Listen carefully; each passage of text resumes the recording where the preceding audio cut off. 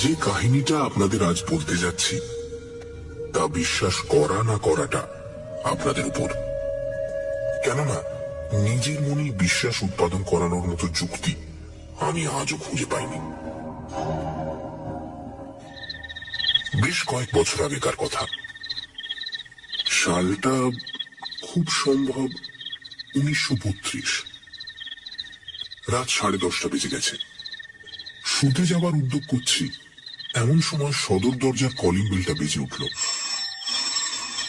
আর তার মিনিট খানেক পরেই বিবেকের পুরনো চাকর রাধু হাতে তুলে দিল উপরে লাল পেন্সিলে জরুরি লেখা ভারী এনভেলপটা।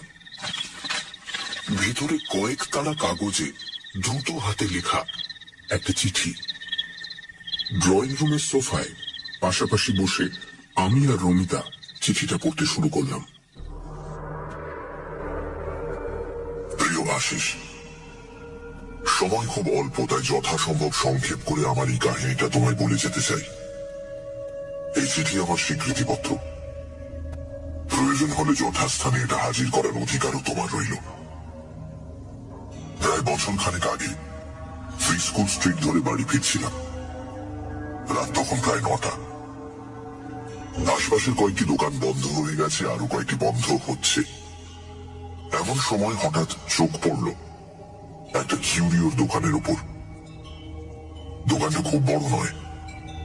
বাইরের ধুলো পড়া কাচের শোকেসে পুরনো আমলের বহু দর্শনীয় বস্তু থরে থরে সাজানো। জানোই তো আমার হবি কি। দাঁড়িয়ে পড়লাম সেখানে। শোকেসের একেবারে পেছন দিকে একটা শেলফের উপর দেখলাম একটা গোলাকার তামার ডিবে। ডিবেটার আকার মোটেই পাউডার কেসের মতো নয়। আর বোধহয় সেই কারণেই জিনিসটার উপর আমার দৃষ্টি আকৃষ্ট হয়েছিল প্রথম থেকেই। সঠিক কি কারণে জানি না, বোধহয় এরকম কোনো বাক্স ইতিপূর্বে দেখিনি বলেই দাঁড়িয়ে দাঁড়িয়ে সেটা খুঁটিয়ে খুঁটিয়ে দেখতে লাগলাম। শোকেসের কাজটায় ময়লা এমনই পুরু হয়ে জমেছিল যে সে আস্তরণ ভেদ করে আমার দৃষ্টি ভেতরে ভালো করে প্রবেশ করতে পারছিল না। তাই জিনিসটাকে একবার হাতে করে দেখবার জন্য দোকানের ভেতর ঢুকলাম। কাউন্টারের পেছন থেকে এগিয়ে এলো অবিশ্বাস্য রকমের বৃদ্ধ এক চীনাম্যান। ভাঙা ভাঙা ইংরেজিতে সে আমায় কৌটো সম্বন্ধে অনেক কথা বলল। ডিবেটা ছিল বেশ ভারী, আগাগোড়া তামা দিয়ে তৈরি, গোলাকার 4 ইঞ্চি উঁচু আর ব্যাস প্রায় 3 ইঞ্চি। ভেতরে একটা কিছু জিনিস নিশ্চয়ই ছিল, কেননা ঝাঁকানি দিলে ভেতরে সেটা নড়ে ওঠার শব্দ শুনতে পাচ্ছিলাম। কিন্তু কৌটোটাকে কেউ নাকি আজ পর্যন্ত খুলতে পারেনি। চীনাম্যানটি এটি কিনেছিল চট্টগ্রাম থেকে সদ্য আসা এক জাহাজের খালাসির কাছ থেকে।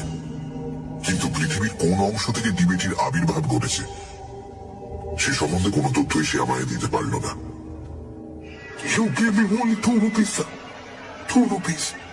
আমি তাকে 1 টাকা দিলাম। ডিবেটি নিয়ে বাড়ি ফিরে সিধে গেলাম আমার ছোট্ট ওয়ার্কশপটায়। প্রথমেই কৌটোটাকে ঘুরিয়ে ফিরিয়ে ভালো করে জোর আলোয় পরীক্ষা করলাম। সেটার গঠন ভঙ্গি থেকেই মনে হলো বহু পুরনো আমলের সামগ্রী সেটি। এমনকি ডিবেটা তৈরি করার সময় লেদের ব্যবহার করা হয়নি, আগা গোড়া হাতে তৈরি। কৌটোর ঢাকনির ওপর এক সময় একটা কিছু খোদাই করে দেখা হয়েছিল, কিন্তু উকো দিয়ে ঘষে সেটুকুও তুলে ফেলা হয়েছে। এরপর আমার কাজ হলো ডিবেটার কোনো ক্ষতি না করে ঢাকনাটিকে খোলার ব্যবস্থা করা। ডালাটা এমনই এঁটে বসে গেছিল যে শুধু হাতের জোরে অথবা কোনো মামুলি পদ্ধতিতে তা খোলা অসম্ভব। অতএব বিজ্ঞানের শরণ নিতে হলো। প্রথমে আমি ডিবেটার ডালার নিচের দিক করে 1 ডিশ গ্লিসারিনে 1 হপ্তাহ চুপিয়ে রাখলাম। ইতিমধ্যে তামার পাত কেটে তৈরি করে ফেললাম 2টি কলার, একটা কৌটোটির জন্য, অপরটি কৌটো ঢাকনির জন্য। 7 দিন কেটে যাবার পর আমি নাট স্ক্রু দিয়ে কলার দুটোকে বেশ শক্ত করে লাগিয়ে দিলাম। তারপর কৌটোটিকে ভাইসে চেপে ধরে কলারের উপর হাতুড়ি ঠুকে ঢাকনিটাকে ঘুরিয়ে দেবার চেষ্টা করতে লাগলাম। কিন্তু ঢাকনিটা ঘুরল না। তখন উল্টো দিকে হাতুড়ি ঠোকা দিতেই তৎক্ষণাৎ ঘুরে গেল ডালাটা। বুঝলাম আজ পর্যন্ত কেন কেউ এটা পেঁচিয়ে খুলতে পারেনি। কৌটোটার প্যাঁচ সাধারণ নিয়মের সম্পূর্ণ উল্টো। ডান দিকে ঘোরালে তবে সেটা খোলে। মনে পড়লো বহু বছর আগে এইরকম উল্টো নিয়মেরই প্রচলন ছিল। যাই হোক, ধীরে ধীরে ঢাকনিটা ঘুরিয়ে দিতে লাগলাম। অতি সাবধানে হাত দুটি সামনে এগিয়ে ধরেছিলাম ডিবেটা, কেননা ভেতরে এত বছর ধরে কি জিনিস যে লুকিয়ে আছে তা তো জানি না। বোমার মতো সেটা আচমকা ফেটেও পড়তে পারে, লাফিয়ে উঠে হয়তো আমার মুখে প্রচন্ড আঘাতও হানতে পারে। ডালাটা খুলে আনার পর কিন্তু চাঞ্চল্যকর বিশেষ কিছু ঘটল না। মনে হলো ডিবেটার অর্ধেক শুধু ধুলোতেই ভর্তি, কিন্তু একেবারে তলায় ছিল বিনুনি পাকানো খানিকটা কোঁচকানো চুল। সিধে করে ধরলে লম্বায় সেটি প্রায় 9 ইঞ্চি, আর প্রায় একটা পেন্সিলের মতো মোটা। বিনুনির দু একটি পাক খুলে দেখলাম অতি সূক্ষ্ম শত শত চুলের সমষ্টি ছাড়া আর কিছু সেখানে নেই। কিন্তু চুলগুলির উপর নোংরা এমনই জমাট বেঁধে রয়েছে যে উল্লেখযোগ্য আর কিছুই দেখতে পেলাম না। সুতরাং সেগুলোকে পরিষ্কার করাই হলো আমার পরবর্তী কাজ। প্রথমে জল মেশানো পাতলা হাইড্রোক্লোরিক অ্যাসিডে ডুবিয়ে রাখতে চুলের তেলতেলে ভাবটা চলে গেল। তারপর কাপড় কাচা সোডার জলে ডুবিয়ে রাখতে চুলে আর অ্যাসিডের অবশিষ্ট লেগে রইল না। এরপরে ডিস্টিলড ওয়াটারে বেশ করে ধুয়ে অ্যালকোহলে ডুবিয়ে তুলে নিলাম, ফলে জলকণা মুক্ত হলো চুলগুলি। সব শেষে ইথারে ডুবিয়ে দিলাম বিনুনিটা। ইথার থেকে যখন চুলের গোছাটা সবই তুলেছি, এমন সময় খবর এলো যে ফোনে আমায় কে ডাকছে। সুতরাং হাতের কাছে প্রথমেই যে পরিষ্কার জিনিসটা পেলাম সেটা এক টুকরো সাদা কার্ডবোর্ড, তার উপরেই পিন দিয়ে বিনুনিটা গেঁথে চলে গেলাম ফোন ধরতে।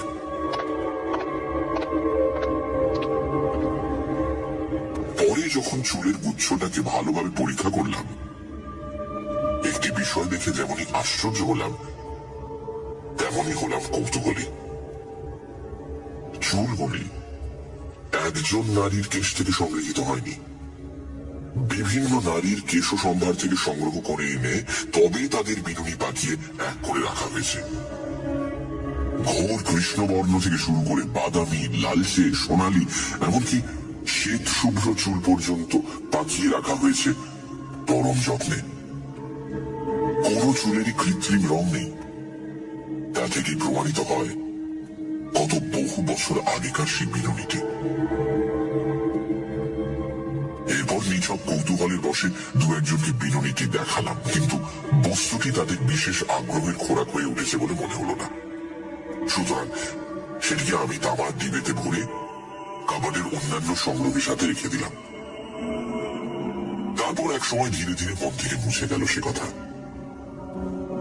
আর তারপরেই ঘটল অদ্ভুত ঘটনাটা।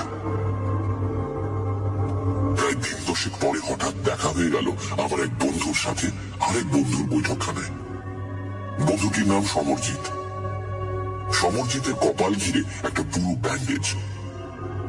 স্বভাবতই জিজ্ঞেস করলাম তার মাথায় কি হয়েছে, কিন্তু তার উত্তর শুনে অবাক হয়ে গেলাম। মাথায় যে তার কি হয়েছে তা সে নিজে তো জানেই না, এমনকি তার ডাক্তারও জানে না। চা খেতে খেতে আচম্বিতে সে ধরাস করে পড়ে যায় মেঝের উপর, নিস্পন্দ দেহ তাকে পড়ে। বেজায় ভয় পেয়ে গিয়ে তার স্ত্রী তৎক্ষণাৎ খবর পাঠালে ডাক্তারের কাছে। মিনিট 5 মধ্যেই চেতনা ফিরে আসতে উঠে বসে জিজ্ঞাসা করলো সমরজিৎ যে কে তার কপালে মারল। কিছুক্ষণের মধ্যে সুস্থ হয়ে উঠল সে। শুধু কপালে তীব্র যন্ত্রণা বোধ ছাড়া আর বিশেষ কোনো অসুবিধা রইল না। কপালের যে জায়গাটায় যন্ত্রণাটা অনুভূত হচ্ছিল সেখানটায় ডাক্তার প্রথমে একটা লালচে দাগ ছাড়া আর কিছুই দেখতে পেল না। দাগটা ধীরে ধীরে স্পষ্ট হয়ে উঠছিল, ধীরে ধীরে পরিষ্কার হয়ে ফুটে উঠতে লাগলো দাগটা। শেষে মনে হলো কপালের ওই জায়গাটায় লাঠি দিয়ে হানা হয়েছে এক প্রচন্ড আঘাত। পরের দিন দাগটা সেই রকমই রইল, তবে দেখা গেল দাগটার চারদিকে বেষ্টন করে গোল ভাবে ফুটে উঠেছে থেতলে যাওয়ার মতো একটা চিহ্ন, নীলচে কালশিটের আভা। তারপর ধীরে ধীরে সব ভালো হয়ে আসতে লাগলো। ব্যান্ডেজ খুলে সমরজিৎ দাগটা আমায় দেখালো। গোলাকার কালশিটের মাঝে ঈষৎ বাঁকানো রক্তবর্ণ একটা দাগ ছাড়া আর কিছুই নেই।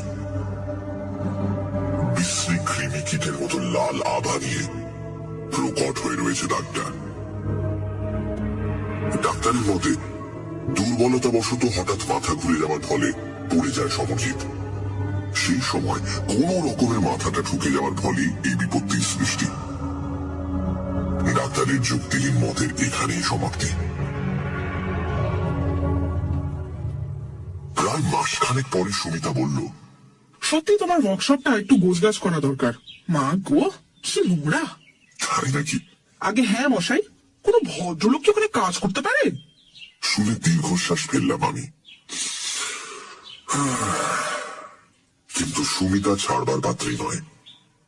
কোমরে আঁচল জড়িয়ে এক হাতে ঝাঁটা আর অন্য হাতে আমাকে ধরে যাত্রা করলো ওয়ার্কশপের দিকে। পরিষ্কার করার মধ্যে কাজ ছিল শুধু ঘরের বিভিন্ন জায়গা থেকে যন্ত্রপাতিগুলো সংগ্রহ করে শেলফের যথাস্থানে রক্ষা করা আর মেঝের বাজে জিনিস দেখলেই তুলে জঞ্জাল গাদায় স্তূপীকৃত করা। আর তার মাঝেই সবিরাম চলতে লাগলো সুমিতার বকবক। তো ভালো লাগে না, সব যেন আমার জ্বালা। নিজে করবে কাজ আর সেগুলোকে সব। প্রথমেই আমার দৃষ্টি আকৃষ্ট হলো এক টুকরো সাদা কার্ডবোর্ডের উপর। এটা সেই বোর্ড যার উপর আমি টেলিফোন কল আসার জন্য চুলের গুচ্ছটা রেখে গিয়েছিলাম। কার্ডবোর্ডটার অপর দিকে চোখ পড়তে দেখলাম সেটা ফ্ল্যাশ লাইটে তোলা একটা গ্রুপ ফটোগ্রাফ। বন্ধু বান্ধবদের মধ্যে আমিও আছি সেই ফটোতে। সুমিতা ফটোগ্রাফটার দিকে তাকিয়েছিল, হঠাৎ সে বলে উঠল, আচ্ছা সমরজিৎ বাবুর কপালে ওটা কিসের দাগ বলো তো? আমি সেদিকে তাকালাম আর দেখলাম না, কোনো ভুল হয়নি আমার। সেই একই দাগ যে দাগ দেখেছিলাম 1 মাস আগে সমরজিতের কপালে, সেই রকমই কিছুটা বাঁকানো রক্তবর্ণ চিহ্ন। কিন্তু সবচেয়ে অদ্ভুত ব্যাপার হলো এই যে ফটোটা তোলা হয়েছিল প্রায় 5 মাস আগে। এরপর আমরা ফটোগ্রাফের পেছন দিকটা লক্ষ্য করলাম। দেখলাম একটা আবছা বাদামি রেখা। ইথার থেকে তুলে নিয়ে পিন দিয়ে গেঁথে শুকোতে দিয়ে গিয়েছিলাম। রেখাটার শেষে পিনেরই দাগ। আর তারপরে কার্ডবোর্ডটা ইথাটুকু শুষে নিয়েছে বলেই বিপরীত দিকে সমরজিতের কপালে ফুটে উঠেছে এই দাগটা। পিনের দাগের মধ্যে দিয়ে একটা ছুঁচ এফোড় ওফোড় করে দিতে সত্যি সেটা এপাশে সমরজিতের কপালের সেই চিহ্নটার মধ্যে দিয়ে বেরিয়ে এলো। দুটো ঘটনাই একসাথে সংঘটিত হওয়াটা আপাত দৃষ্টিতে বেশ অদ্ভুত। এরপর কি জানি আমার মনে হলো আমি সময় সম্বন্ধে নিঃসন্দেহ হওয়ার প্রয়াস পেলাম। অবশেষে স্থির একটা সিদ্ধান্তেও পৌঁছলাম। একটা বিশেষ দিনে 4টে থেকে 4:15 সময় আমি ফটোগ্রাফটা পিন দিয়ে গেঁথেছিলাম। আর ঠিক সেই দিনই প্রায় 4:15 সময় সমরজিতের উপর হয়েছিল সেই আশ্চর্য আক্রমণটা। এই সিদ্ধান্ত সম্বন্ধে আমার মনে সন্দেহের বাষ্পটুকু অবশিষ্ট রইল না। দুটো ঘটনার মধ্যেই রয়েছে বেশ স্পষ্ট একটা এককালীন সংঘটনের সম্পর্ক। এই কথাগুলোই একদিন চিন্তা করতে করতে আচমকা মনের মধ্যে উদয় হলো একটা মতলবের। পরীক্ষাটা একবার চেষ্টা করে দেখতে হবে। অবশ্য সমরজিৎ বেচারের উপর আর নয়, কেননা ইতিপূর্বেই তার উপর অজান্তেই তো বেশ একচোট হয়ে গেছে। আর তাছাড়া সে আমার বন্ধু তো বটেই। শত্রুদের প্রতি আমাদের যে সদয় ভাবাপন্ন হওয়া উচিত, এই হিত বাক্য আমার অজানা নয়। আর বাস্তবিক পক্ষে সে বাক্য আমি কিছু কিছু মেনে চলতেও চেষ্টা করি। কিন্তু যেখানে এরকম একটা এক্সপেরিমেন্টের নিতান্ত প্রয়োজন হয়ে পড়েছে, যদিও সহস্রের মধ্যে একটিতে সাফল্য আসবেই কিনা সন্দেহ, তবুও স্বভাবতই বন্ধু অপেক্ষা শত্রু মনোনয়নই শ্রেয়। সুতরাং এরপর থেকে আমি ব্যস্ত রইলাম মনোমতো একটা শিকার অন্বেষণে, যাতে হঠাৎ যদি আবার একটা কোইন্সিডেন্স ঘটে যায়, তবে তার ফলে আমার বিশেষ ক্ষতি হবে না। আর যে ব্যক্তি বিশেষটিকে মনোনীত করলাম, সে আমার পরবর্তী গৃহের অধিবাসিনী এক আয়া।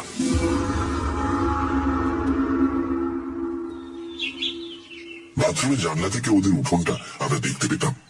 প্রায় লক্ষ্য করেছি শিশুরা যখন তার তত্ত্বাবধানে থাকত আর আশপাশে যদি কাউকে না দেখা যেত, তখন শিশুটির সঙ্গে নিতান্ত অকারণে ব্যবহার করত অত্যন্ত হৃদয়হীনার মতো। অপরের বাড়ির দৈনিক ঘটনাবলী লক্ষ্য করা অবশ্য অত্যন্ত গর্হিত কাজ, কিন্তু অবোধ শিশুটার উপর তার অযৌক্তিক নির্দয় আচরণ তুমি দেখলে নিশ্চয়ই এই অপরাধ থেকে আমায় মুক্তি দিতে। আমরা তো ওকে দু চোখে দেখতেই পারতাম না এর জন্য। আরো একটা ব্যাপারে মেজাজটা আমার তার উপর বিগড়েছিল। প্রথম যখন সে ও বাড়িতে এলো, বাগানের পাঁচিলটার উপর ঝুঁকে পড়ে গোলাপের গন্ধ শুকত। এতেই যদি ক্ষান্ত থাকতো তাহলে কিছুই হতো না, কিন্তু অনর্থক বোটা শুদ্ধ ফুলগুলো তুলতো আর ছুঁড়ে ফেলতো মাটিতে। অচিরেই সেই ঘটনার পুনরাবৃত্তি হওয়া আমি বন্ধ করলাম। পাঁচিলের উপর থেকে সহজলভ্য কয়েকটি গোলাপ গাছের চারপাশে বড়শি দিয়ে এমন সুকৌশলে এক দুর্ভেদ্য ব্যারিকেড বানালাম যে পরের দিনই সকালে বেশ একটু হইচই শোনার পর 1 সপ্তাহ ধরে দেখেছিলাম আয়ার হাতে পুরো ব্যান্ডেজটা। মোটের উপর আমার এক্সপেরিমেন্টের পক্ষে সম্পূর্ণ উপযুক্ত ব্যক্তি হলো সে। কাজেই আমার প্রথম কাজ হলো তার একটা ফটোগ্রাফ তুলে ফেলা। পরের দিন ঝলমলে রোদ্দুর ভরা সকালে যখন সে উঠোনে পায়চারি করছে, আমি বাথরুমের জানলা থেকে এরোপ্লেন ওড়ার মতো কি ওইরকম একটা বিদ্ঘুটে শব্দ করতে সে মুখ তুলে তাকালো, আর তৎক্ষণাৎ শাটার টিপে দিলাম। প্রথম প্রিন্টটা যখন শুকলো, সেই রাতে প্রায় 11টার সময় আমি চুলের বিনুনিটা নিয়ে তার কপালে দুটো পিন দিয়ে আটকে রাখলাম। অবশ্য নিজের এই নির্বোধ কার্যকলাপের জন্য হাসি পাচ্ছিল খুবই, কিন্তু নিতান্তই একটা ছেলে খেলা পরীক্ষার মতো সহজভাবে সেটাকে গ্রহণ করতে পেরেছিলাম। তারপর পিন লাগানো ফটোগ্রাফটা রেখে দিলাম ওয়ার্কশপের কাবাডে। সানডে সাসপেন্স, শুধুমাত্র মির্চি 98.3-তে। গল্পের পরবর্তী অংশ।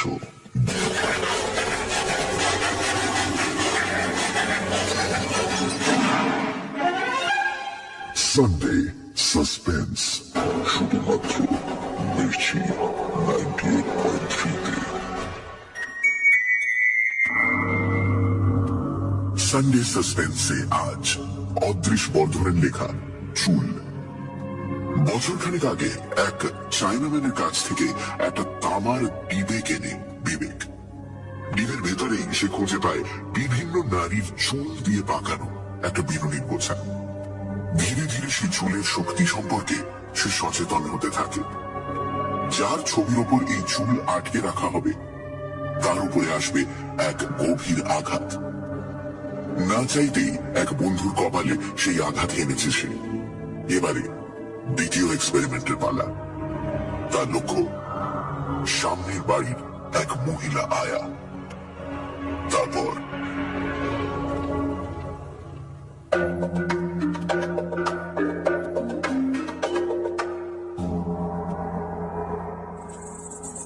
পরের দিন সন্ধ্যায় বাড়ি ফিরতে সুমিতা বলল, এই শুনেছ, আজকে সকালে নাকি পাশের বাড়ির আয়াটাকে বিছানায় মরে পড়ে থাকতে দেখা গেছে। কি জানি বাবা, এই তো 2 দিন আগেই দেখলাম কথা হলো, বলো বৌদি কেমন আছো, আমি বুঝতে পারছি না। আরো অনেক কিছুই গড়বড় করে বলে গেল সুমিতা। লোক বাপরে বাপ। লোকজন এ ব্যাপারে বেশ চঞ্চল হয়ে উঠেছে, পুলিশ এসে জোর তদন্ত শুরু করেছে, ইত্যাদি ইত্যাদি। মনে হলো চোখের সামনে ঘরের দেয়ালগুলো ঘুরতে শুরু করেছে। কতক্ষণ স্তম্ভিতের মতো দাঁড়িয়েছিলাম জানি না। অবশেষে আত্মসংবরণ করে নিয়ে প্রশ্ন করলাম, কি সে মারা গেছে? কিছু শুনেছ? বুঝতেই পারছো, সুমিতা আমার এক্সপেরিমেন্ট সম্বন্ধে বিন্দু বিসর্গ জানত না। জানলে এই পরীক্ষায় হাত দিতে সে আমায় কখনোই দিত না। জানোই তো, কুসংস্কারের হাওয়া সব সময় তাকে কেমন ঘিরে থাকে। আমার সঙ্গে এতকাল বসবাসের পরও মনের অন্ধকার তার এখনো পুরোপুরি ঘোচেনি। যত তাড়াতাড়ি পারলাম সুমিতা চোখের আড়ালে যেতে ওয়ার্কশপের কাবার থেকে বার করলাম ফটোগ্রাফটা। আর জানি তুমি বিশ্বাস করবে না এই কথা, কিন্তু তাতে আমার কোনো ক্ষতি হবে না। বিনুনি থেকে যখন পিন দুটো খুলে নিলাম, দেখলাম আয়ার কপালে দুটি সুস্পষ্ট রক্তবর্ণ চিহ্ন। কতক্ষণ যে অভিভূতর মতো বসেছিলাম সে সময়ের হিসেব ছিল না। ইংরেজিতে যাকে কোইন্সিডেন্স বলে, তাকে কখনো দুবার ঘটা সম্ভব। একবার সমরজিতের ক্ষেত্রে, আবার এই আয়ার ক্ষেত্রে। কিন্তু আমার চোখকে আমি অবিশ্বাস করতে পারি না। আমার চোখের সামনে আয়ার কপালে দুটি জল জলে রক্তবর্ণ বিন্দু আমার শিক্ষা সংস্কৃত মনকে যেন মৌন ভাষায় বিদ্রুপ করতে লাগলো। এই ব্যাপারে তখনকার মতো মনের মধ্যে যেটুকু অনুতাপের অগ্নিশিখা দেখা দিয়েছিল, ধীরে ধীরে তা নিভে গেল। প্রথমেই শুরু হলো আমার ব্যক্তিগত তদন্ত। কিভাবে আয়ার মৃত্যু ঘটেছে সে অনুসন্ধান করতে আমি উঠে পড়ে লাগলাম। পুলিশের রিপোর্টে অবশ্য ছিল মৃত্যুটা হয়েছে নিছক প্রকৃতির নিয়মানুযায়ী, অর্থাৎ ব্রেনের মধ্যে কয়েকটি শিরা অতিরিক্ত রক্তের চাপে ফেটে যাওয়ার ফলেই মৃত্যু এসেছে। কিন্তু শুধু একটি জায়গায় সব ডাক্তারদের বুদ্ধি ঘুরিয়ে গেল যে প্রকৃতির সেই নিয়মটি কি কারণে হঠাৎ কার্যকরী হয়ে ওঠে এমন মৃত্যু ডেকে আনলো। সমরজিতের কপালে যেমন চিহ্ন দেখেছিলাম, এরও কপালে ছিল হুবহু সেই চিহ্ন, তবে এবার সংখ্যায় দুটি। তো একজন ডাক্তার অবশ্য বলেছিল যে এক্স রে করে করটির ভেতরটা দেখা যাক। এক্স রে ফটো উঠেছিল, কিন্তু আভ্যন্তরিক কোন স্নায়ু বিকৃতি দেখা যায়নি। সুতরাং ব্যাপারটা শেষ হয়ে গেল এইখানে। কিন্তু আমার মাথা তখন চঞ্চল, হাজারটা চিন্তা ঘুরে বেড়াচ্ছে। শরীর খারাপ থাকার জন্য মাথা ঘুরে পড়ে যাওয়াটাও তো আয়ার পক্ষে সম্ভব। আরো তো কত কারণ থাকতে পারে। সত্যি কি ওই কেশ গুচ্ছের সঙ্গে এই মৃত্যুর কোনো সম্পর্ক আছে? বাস্তবে ওইখানে বিষয়টার উপর আমি জবনিকা টেনে দিতে পারলাম না। সুতরাং আবার একটা পরীক্ষার জন্য খুঁজতে লাগলাম আর একজনকে। আর অনেক ভেবে চিনতে আমার বাড়ির উল্টো দিকের বাড়ির এক বাসিন্দাকে মনে মনে বেশ পছন্দ হয়ে গেল। লোকটি অবশ্য আয়ার মতো ততটা খারাপ ছিল না, কেননা নিষ্ঠুর প্রকৃতির মানুষ সে নয়। অন্তত নিজের ইচ্ছে তো নয়। শুধু সারাদিন, বিশেষ করে গভীর রাত পর্যন্ত বেহালা বাজাবার এক বিদঘুটে নেশা তার ছিল। সুতরাং স্থির করলাম খুন করাটা উচিত হবে না, তার চেয়ে অল্পের ওপর দিয়ে একটু মজা করা যাক। মুশকিলটা হলো ফটো তোলা নিয়ে, কেননা বাইরে সে খুবই কম বেরোতো।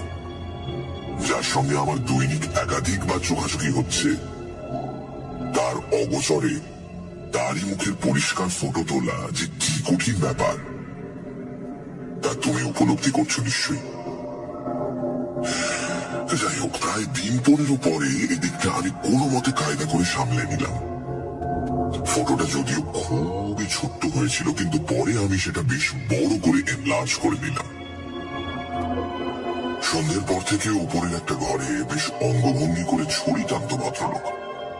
এক নাগারে টেনেই যেত, আর বিচিত্র সব রাগরাগিনীর সরলহরীতে ভরিয়ে তুলত আকাশ বাতাস।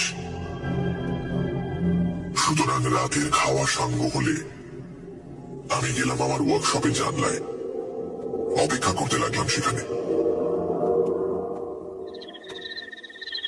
খেয়ে দিয়ে এসে লোকটি যখন আবার ছড়ি তুলল, আমিও তুলে নিলাম আমার চুলের গোছাটি। সে যখন ছড়ি ছোঁয়ালো বেহালার তারে, আমি বিনুনি দিয়ে স্পর্শ করলাম ফটোটি আলতো ভাবে। প্রথম যখন বিনুনিটা ছুঁয়ে গেল ফটোটা, ভদ্রলোকের বেহালা থেকে উত্থিত হলো এক বেসুরো শব্দ।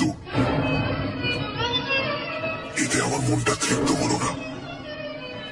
আবার ধীরে ধীরে বিনুনি ছোঁয়ালাম ফটোটিতে। এবার আর কোনো সন্দেহই রইল না। অত্যন্ত ক্ষিপ্রভাবে কাঁধ থেকে সে নামিয়ে নিল বাদ্যযন্ত্রটি এবং প্রায় মিনিট 5 ধরে ডাঙায় ওঠা মাছের মতো খাবি খেতে লাগলো। তার ছটফটানি দেখে মনে হলো নিঃশ্বাস যেন তার রুদ্ধ হয়ে আসছে। উদ্গ্রীব হয়ে দেখতে দেখতে আমি এমন অবাক হয়ে গেলাম, মনে হলো যেন আমার নিজেরও নিঃশ্বাস ক্রিয়া বন্ধ হয়ে আসছে।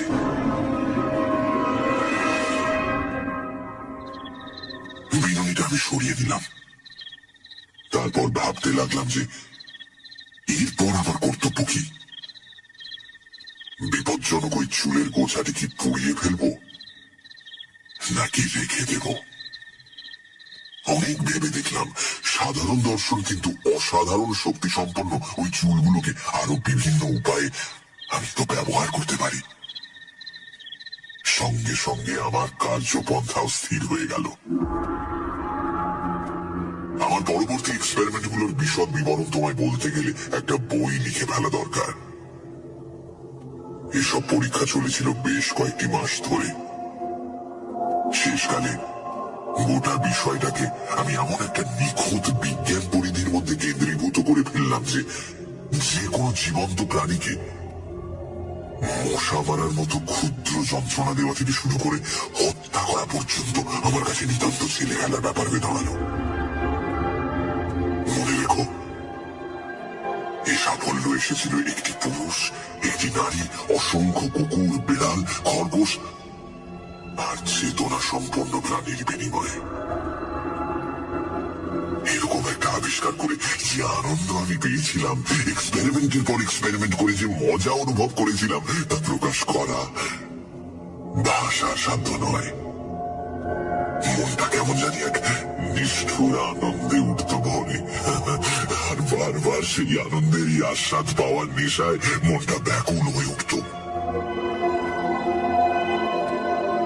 তারপর একদিন আমার দৃঢ় বিশ্বাস জন্মালো যে অপরিমেয় শক্তির প্রসাদে ত্রিভুবন জয় করাও আমার আর অসাধ্য নয়। কেশগুচ্ছটার ব্যবহার মাত্রা সম্বন্ধে আমার জ্ঞান, অভিজ্ঞতা এবং দক্ষতা এমনই গভীর আর নির্ভুল হয়ে উঠল যে ভাবলাম এরপর যদি এই শক্তিকে বাস্তব ক্ষেত্রে প্রয়োগ না করি তাহলে সেটা হবে নিতান্তই পরিতাপের বিষয়। অর্থাৎ অন্যভাবে বলতে গেলে অধিক জীবন নষ্ট না করে অল্প সময় এবং অল্প প্রয়াসে সৌভাগ্য সূর্যকে মধ্য গগনে আনতে হলে এবার শক্তির বাস্তব প্রয়োগ নিতান্তই প্রয়োজন। ভেবে দেখলাম অপ্রিয় ভাজন আর অবাঞ্ছিত ব্যক্তিদের উপর ক্রমাগত শক্তির প্রয়োগ করতে গেলে সময় লাগবে অনেক। অর্থাৎ ধরা যাক যে লোকগুলোকে তুমি দুচক্ষে দেখতে পারো না, তাদের নামে মোটা টাকার ইন্স্যুরেন্স করে দিলেন। এরপরেই তাদের মৃত্যু হওয়াটা নিতান্ত অস্বাভাবিক হয়ে দাঁড়াবে। সুতরাং অন্ততপক্ষে 1 বছর তো তোমাকে অপেক্ষা করতেই হবে। আর তাছাড়া কয়েকবার এইরকম মৃত্যু হওয়ার পর প্রত্যেকেরই মনে একটা খটকা লাগবে। তখনই কোম্পানির পেমেন্ট দেওয়া নিয়ে শুরু হবে হাঙ্গামা। ভাবতে ভাবতে আচমকা মস্তিষ্কের স্নায়ুগুলোর মধ্যে দিয়ে বিদ্যুৎ চমকের মতোই খেলে গেল এক অভিনব পরিকল্পনা। তোমার বোধহয় মনে থাকতে পারে যে কয়েক মাস আগে থেকে আমি রেস কোর্সের মাঠে যাতায়াত শুরু করেছিলাম, আর প্রতিটি বাজিতে মোটা টাকা পেরেছি, তুলে এনেছি তার বহু গুণ অর্থ। তোমরা বলেছিলে হঠাৎ আমার উপর মা লক্ষ্মী সদয় হয়ে উঠেছে, কেননা একটি বাজিতেও না হেরে স্বল্পকালের মধ্যে কয়েক লাখ টাকার মালিক হওয়ার এরকম নজির তোমাদের চোখে আর পড়েনি। কিন্তু আমার এই সৌভাগ্যের মূলে কি ছিল জানো?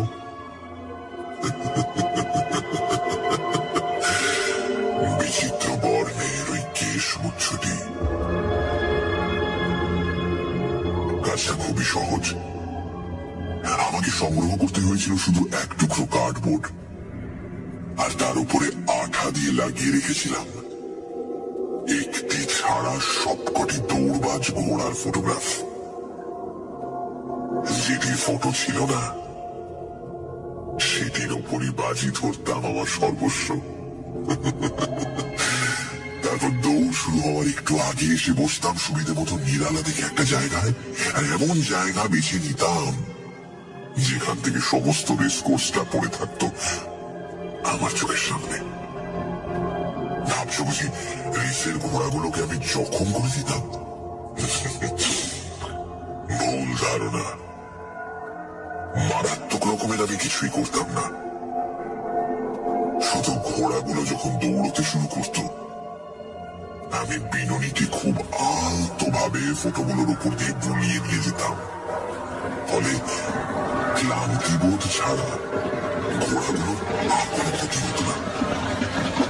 যদি দেখতাম তা সত্ত্বেও কোনো তেজি ঘোড়া আমার প্ল্যান বানচাল করার চেষ্টা করছে, তখন আবার একটু মোলায়েম স্পর্শ,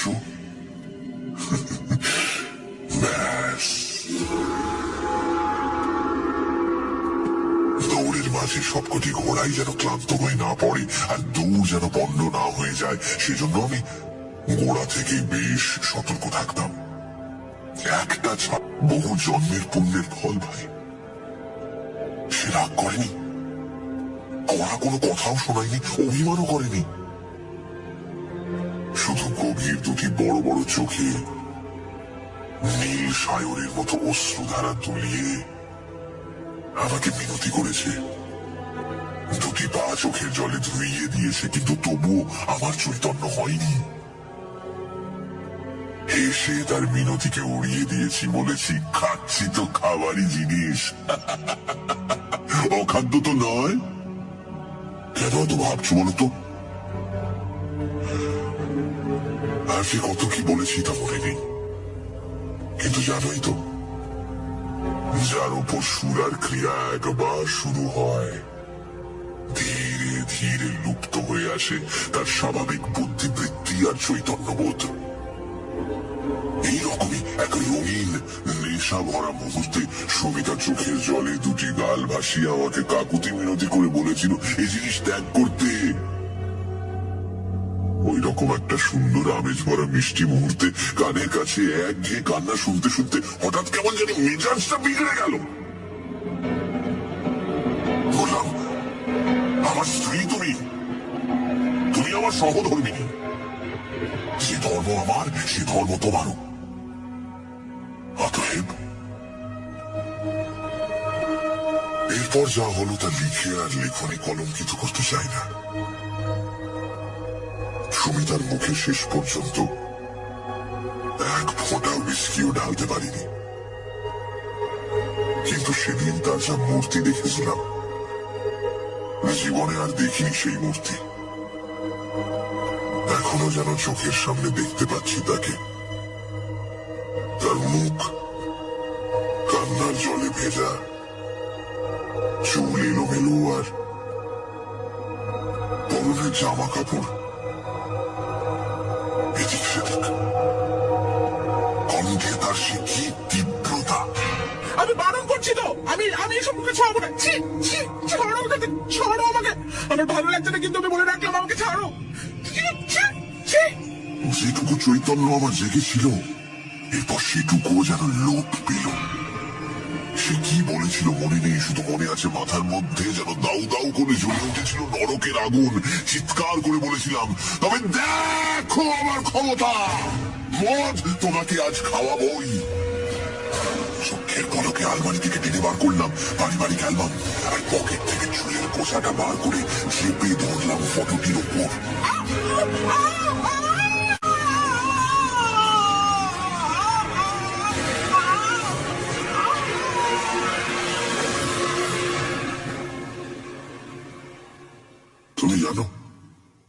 তুমি জানো ডাক্তার বলেছে হৃদরোগে আক্রান্ত হয়ে সুমিতা মারা গেছে। হৃদরোগ, হ্যাঁ তা সত্যি ছিল। অতখানি উত্তেজনার পর শক্তির ওই আকস্মিক আঘাত তার দুর্বল হৃদযন্ত্র বহন করতে পারেনি। চিরদিনের মতো বন্ধ হয়ে গেছে। তারপরে দিনের পর দিন কেটে গেছে, সপ্তাহের পর সপ্তাহ।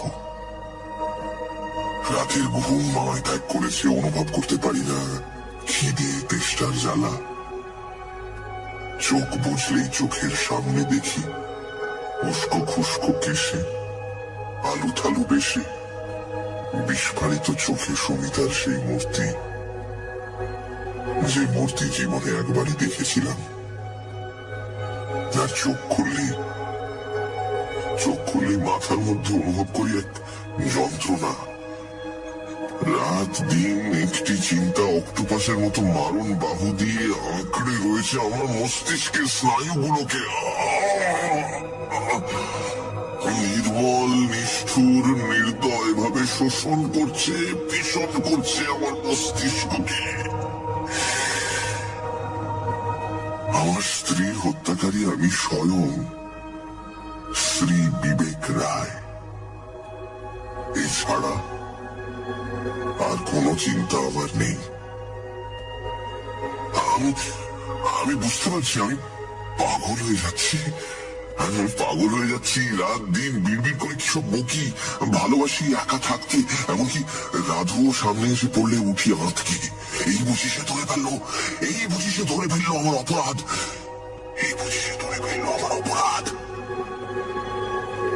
আমি বেশ বুঝতে পারছি আমার চিন্তাধারা বিকৃত হয়ে যাচ্ছে, আমি উন্মাদ হয়ে যাচ্ছি।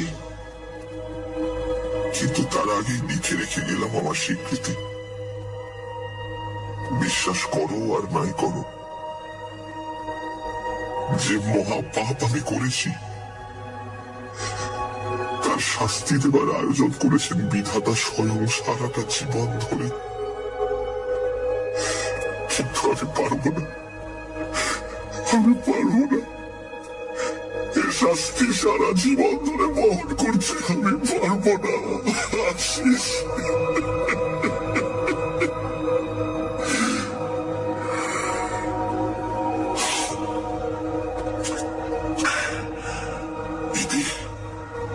তোমার বিবেক।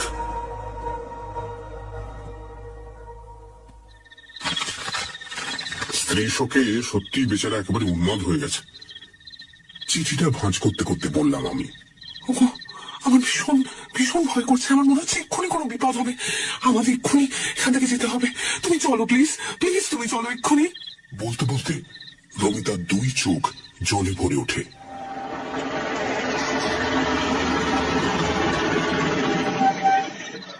কয়েক মিনিটের মধ্যেই আমরা পৌঁছলাম বিবেকের প্রাসাদে। 3 তলায় ওর ঘর। দরজা বন্ধ ছিল, ঠেলা দিতেই খুলে গেল।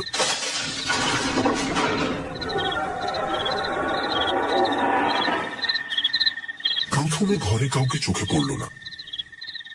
নিবিড় নিঃশব্দে ঘরের আবহাওয়া থমথমে হয়ে উঠেছে।